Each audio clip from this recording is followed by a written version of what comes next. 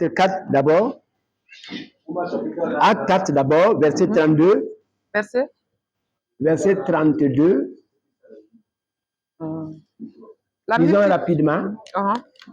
La multitude de ceux qui avaient cru n'était qu'un cœur et qu'une âme. Nul ne disait que ses biens lui appartiennent en propre, mais tout était commun entre eux. Alléluia. Oui, on peut continuer. Les apôtres rendaient avec beaucoup de force témoignage de la résurrection du Seigneur Jésus.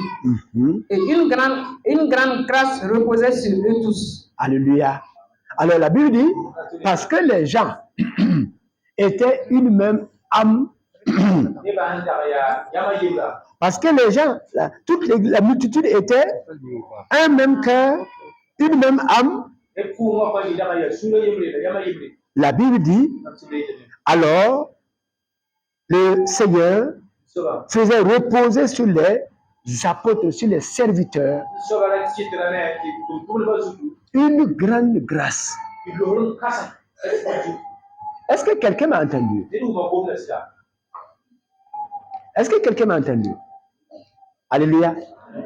Ça veut dire quoi? Ça veut dire que pour que Dieu utilise puissamment et régulièrement ce serviteur, il faut d'abord que les gens là aient un même cœur qui permette à Dieu d'avoir envie, d'avoir le désir, d'avoir la volonté d'agir puissamment sur eux.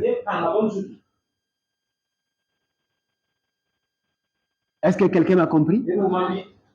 Alors, si les gens ne sont pas un même esprit, ne sont pas un même cœur, ne sont pas une même âme, quand les cœurs ne sont pas disposés et que les cœurs sont remplis de haine et de division,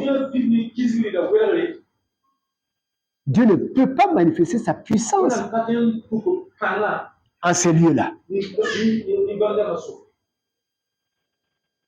Est-ce que quelqu'un m'a compris? Est-ce que quelqu'un m'a compris? Sa grâce ne peut pas agir puissamment avec ses serviteurs. Pas parce que le serviteur est mauvais. Pas parce que le serviteur n'est pas vrai.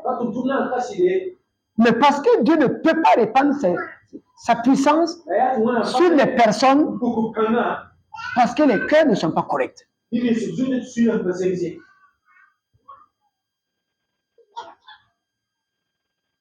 Est-ce que nous comprenons? Est-ce que nous comprenons? La Bible nous dit ici que la multitude de ceux qui avaient cru n'était qu'un cœur et qu'une âme. Et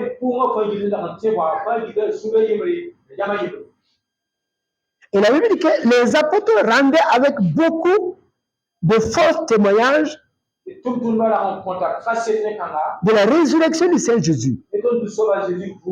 Et une grande grâce reposait sur eux tous. Car il n'y avait parmi eux aucun indigent. Vous voyez? Il n'y avait aucun au milieu d'eux. Aucun indigent. Pourquoi? Comment est-ce que il y avait au milieu d'eux aucun indigent? Comment? Hein? Oui? Hein?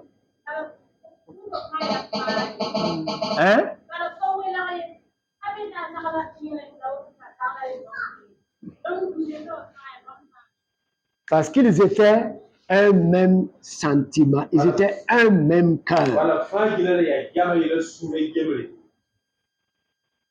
Vous savez, quand on parle de division entre des personnes, la division là, ce n'est pas physique. La division n'est pas physique. Quand on dit que les gens sont divisés, la division n'est pas physique. La division, elle va du cœur.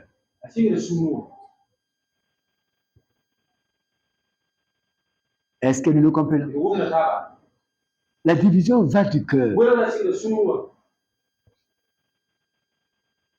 C'est pourquoi deux personnes peuvent être assises ensemble alors qu'ils sont divisés.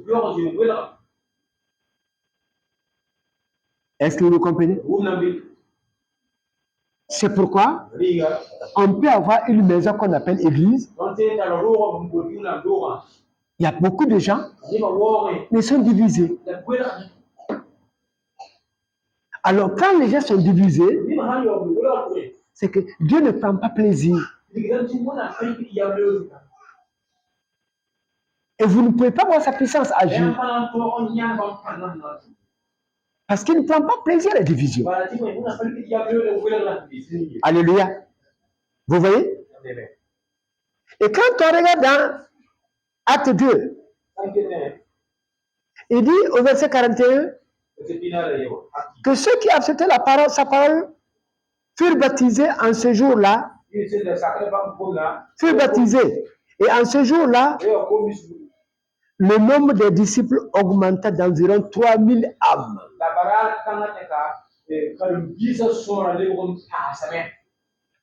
Est-ce que vous imaginez un instant? Vous imaginez un instant? 3000 personnes. 3000 personnes, disons 4000 personnes. Parce que 3000 personnes, c'est les nouveaux qui sont venus s'ajouter. Vous imaginez 4000 personnes qui sont un même sentiment.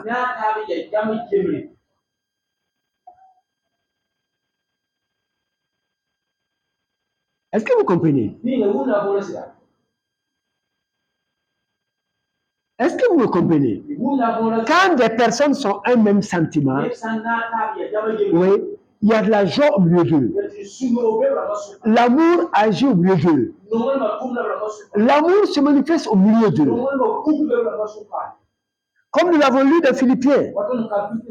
Nous rendez ma joie parfaite et il y a un même sentiment, un même amour, une même âme, une même pensée.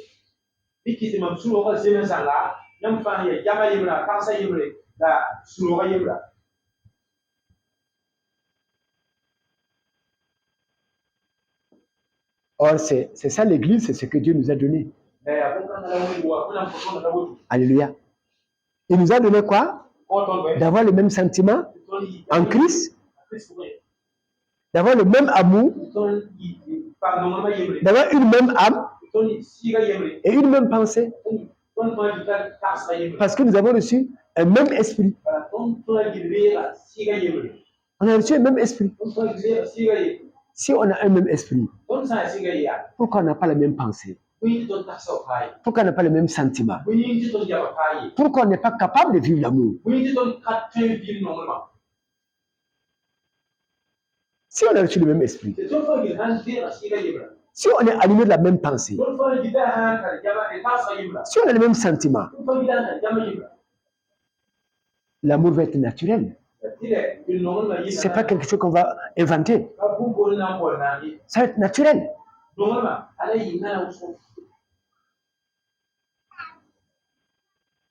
Alléluia.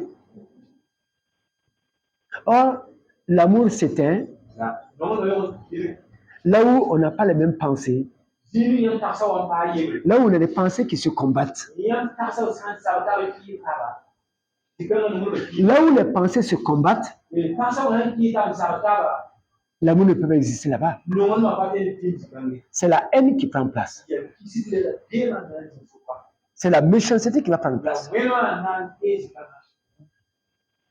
Est-ce que nous comprenons? Alléluia. Donc, comme quelqu'un l'a dit, que la paix n'est pas un vain mot. C'est un comportement. Pour qu'il y ait l'amour, pour qu'il y ait l'unité, il y a des comportements que nous devons adopter. Et ce comportement-là va venir la pensée de la parole de Dieu.